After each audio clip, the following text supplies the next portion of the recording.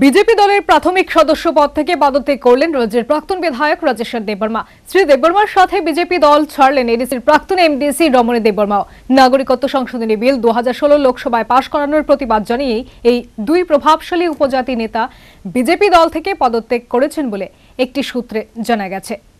দুই প্রভাবশালী নেতাই তাদের পদত্যাগপত্র রাজ্যের মুখ্যমন্ত্রী তথা প্রদেশ বিজেপি সভাপতি বিপ্লব কুমার দেব, বিজেপির সর্বভারতীয় সভাপতি অমিত শাহ, নেডা চেয়ারম্যান হিমন্ত বিশ্ব শর্মা এবং বিজেপির রাজ্য প্রভারী সুনীল দেওধরের নিকট পাঠিয়ে দিয়েছেন বলে জানা গেছে।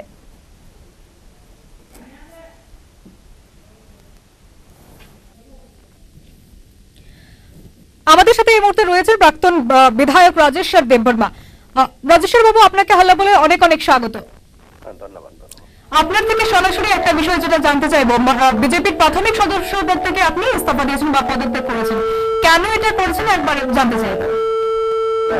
নিশ্চয়ই জানেন রাজ্যের যে বর্তমান পরিস্থিতি, আমরা নিশ্চয়ই রাজ্যের যে 25 বছর মার্ক্সবাদী কমিউনিস্ট পার্টি অপশাসন থেকে মুক্তি পাওয়ার জন্য লড়াই করেছিলাম দীর্ঘদিন রাজ্যে, এবং সেই পরিস্থিতি দাঁড়িয়ে মানুষ যখন চেয়েছে পরিবর্তনের জন্য, ঠিক এই পরিস্থিতি দাঁড়িয়ে আমি বিজেপি দলে সামিল হয়েছিলাম ঠিক বিধানসভা নির্বাচনের ঠিক আগে। পরিবর্তনের জন্য যে মানুষের কাছে যে প্রতিশ্রুতি দিয়েছিল, সেই সমস্ত প্রতিশ্রুতিগুলি কিন্তু অক্ষরে অক্ষরে পালন হচ্ছে না।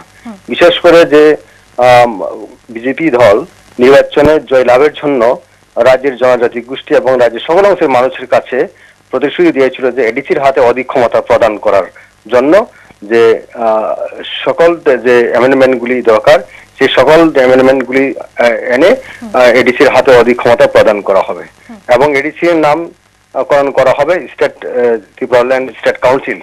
কিন্তু আপনারা নিশ্চয়ই জানেন ইতিমধ্যে যে ইউনিয়ন ক্যাবিনেট অ্যাপ্রুভ করেছেন যে এডিসি অধিক ক্ষমতার লক্ষ্যে যে অ্যামেন্ডমেন্ট অ্যাপ্রুভ করেছেন, তাতে দেখা গেছে এডিসি কাছে কোনো পাওয়ার দেওয়া হয়নি। শুধু 280 সংশোধন এনে ত্রিপুরা রাজ্য এডিসি কে অবজ্ঞা করা হয়েছে এবং অবমাননা করা হয়েছে, এবং সেখানে সরাসরি অর্থ দেওয়ার ব্যাপারে কোনো উল্লেখ করা হয়নি।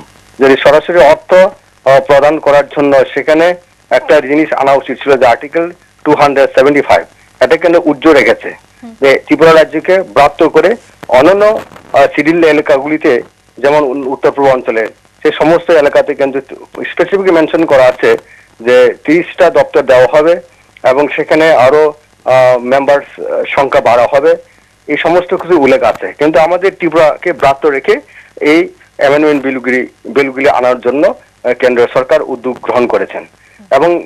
এবং শুধু তাই নয়, আপনারা এই 10 মাসে রাজ্যে নতুন সরকার গঠিত হওয়ার পরে আপনারা নিশ্চয় লক্ষ্য করেছেন যে সিটিজেন্স অ্যামেন্ডমেন্ট বিলটির প্রতিবাদে ছাত্র আন্দোলন সংগঠিত করেছিল গত 8ই জানুয়ারি, এবং সেই শান্তি এবং গণতান্ত্রিক আন্দোলনের উপর ছাত্রদের উপরে বিনা বিচারে গুলি বর্ষণ করেছে রাজ্যে বর্তমান বিজেপির নেতৃত্বাধীন সরকারের আমলে। কারণ সেখানে সিটিজেন্স অ্যামেন্ডমেন্ট বিল একটা স্পর্শকাতর, এবং সিটিজেন্সিপ বিল যদি দেশে পাস হয় এবং ইতিমধ্যে লোকসভায় পাস করা হয়েছে, এবং এই আইনটা যদি রূপায়িত হয় তাহলে 12 বছরের জন্য খুব ক্ষতিকারক হবে, এবং সেই প্রতিবাদে উত্তর পূর্বাঞ্চলের সবকটি রাজনৈতিক দল সহ এবং ছাত্র সংগঠনরা মাঠে নেমে পড়েছে এটা রিফিল করার জন্য, প্রত্যাহার করে নেওয়ার জন্য। কিন্তু সেই গণতান্ত্রিক আন্দোলন, শান্তিপূর্ণ আন্দোলনে যে পুলিশকে লেলিয়ে দিয়ে এবং এক শ্রেণী পার্টি ক্যাডারদের সেখানে লেলিয়ে দিয়ে যেভাবে সন্ত্রাস কায়েম করেছে, তাতে কিন্তু ওই পুলিশের গুলি বিনা বিচারে গুলিতে 6 জন তরতাজা ছাত্র যুবকরা গুলিবিদ্ধ হয়েছেন। একজন খুব ক্রিটিক্যাল কন্ডিশন ছিল, এখনো যারা যে সমিত দেবনা বুকে যে গুলি লেগেছে এখনো সুস্থ হয়ে ওঠেনি। সরকার সম্পূর্ণভাবে তাকে সুস্থ করে তোলার জন্য প্রতিশ্রুতি দিয়েছিল, কিন্তু প্রতিশ্রুতি পূরণ করেনি। একের পর এক কিন্তু মানুষের যে প্রতিশ্রুতি দিয়েছিল সেগুলো অক্ষরে অক্ষরে পালন করেনি। এইভাবে স্বৈরাচারী শাসন চলছে রাজ্যে, যেটা সিপিএম এর সরকারকেও হার মানাচ্ছে।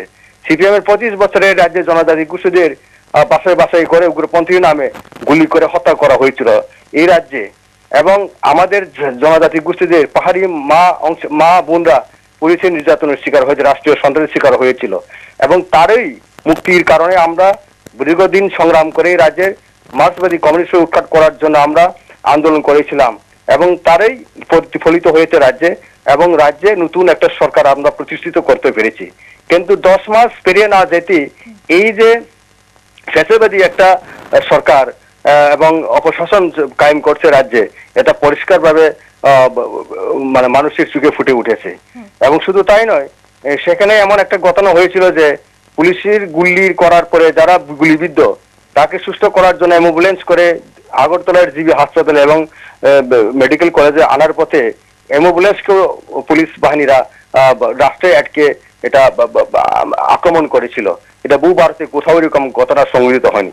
চূড়ান্তভাবে এই সরকার আইন শৃঙ্খলা নিয়ন্ত্রণ করার ব্যাপারে ব্যর্থতা পরিচয় দিয়েছেন। এটা অত্যন্ত দুঃখজনক ব্যাপার। শুধু তাই নয়, আমরা অবশ্যই আপনারা লক্ষ্য করেছেন যে একের পর এক যে প্রতিশ্রুতি দিয়েছিল এই সরকার, যেমন নির্বাচনের আগে যেটা 8ম তফসিল যে কবরক বাসাকে অন্তর্ভুক্ত করার জন্য, সেটাও করেননি। একের পর এক সম্পূর্ণ কথা খেলাপ করেছেন, যেটা প্যারাডক্সিক্যাল গভর্নমেন্ট বলা যায়। এই যে প্যারাডক্সিক্যাল গভর্নমেন্ট এখানেই প্রমাণিত হচ্ছে যে 10 মাসের মধ্যে এই রাজ্যে এই সমস্ত টোটালিটি বিচার বিশ্লেষণ করে রাজ্যের যে সিটিজেনশিপ অ্যামেন্ডমেন্ট বিলটা প্রত্যাহার করার জন্য এবং সেই আন্দোলনে গুলি বর্ষণ করার প্রতিবাদে এবং বিভিন্ন যে গতানুগতিক যে রাজ্যে প্রশাসনের যে ব্যস্ততার কারণে আমি আজকে বিজেপি সাধারণ পদ থেকে পদত্যাগ করতে বাধ্য হয়েছি। এবং আমার পদত্যাগপত্র রাজ্যের সভাপতি, আমার রাজ্যের মুখ্যমন্ত্রী সুব্রতে, ওনার কাছেও আমি আমার যে পদত্যাগপত্র প্রেরণ করেছি এবং জাতীয় সভাপতি, জাতীয় সাধারণ সম্পাদক, নেডার চেয়ারম্যান এবং রাজ্যের প্রভারী সুনীল দেওয়াদুর কাছেও আমার পদত্যাগপত্র আমি প্রেরণ করে দিয়েছি। অনেক অনেক ধন্যবাদ রাজেশ্বর বাবু আপনাকে এতক্ষণ আমাদের সাথে থাকার জন্য। থ্যাংক ইউ, ধন্যবাদ।